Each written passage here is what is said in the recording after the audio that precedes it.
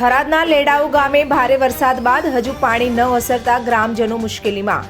થરાદ તાલુકાના લેડાઉ ગામે આજે છેલ્લા કેટલાક દિવસથી પડેલા ભારે વરસાદ બાદ ગામના નીચાણવાળા વિસ્તારોમાં પાણી ભરાઈ જતા લોકો મુશ્કેલીમાં મુકાયા છે. વરસાદ ઓસર્યા પછી પણ પાણી ન ઉતરતા ગ્રામજનોએ ભારે હાલાકીનો સામનો કરવો પડી રહ્યો છે. ગામના અનેક ઘરોમાં પાણી ઘૂસી જતા લોકોની ઘરવખરી સહિતનો સામાન બગડી ગયો છે. કપડાં, અનાજ, ફર્નિચર જેવી આવશ્યક ચીજો પાણીમાં ભીંજાઈ જતા લોકો ચિંતામાં મુકાયા છે. કેટલાક પરિવારોને પોતાના ઘરો છોડીને સલામત સ્થળે જવું પડ્યું છે. લેડાઉ ગામમાં બહાર જવા માટેના જમણા સહિતના રસ્તાઓ પર પણ પાણી ભરાઈ જતા અવરજવર સંપૂર્ણ રીતે અસ્તવ્યસ્ત થઈ ગઈ છે.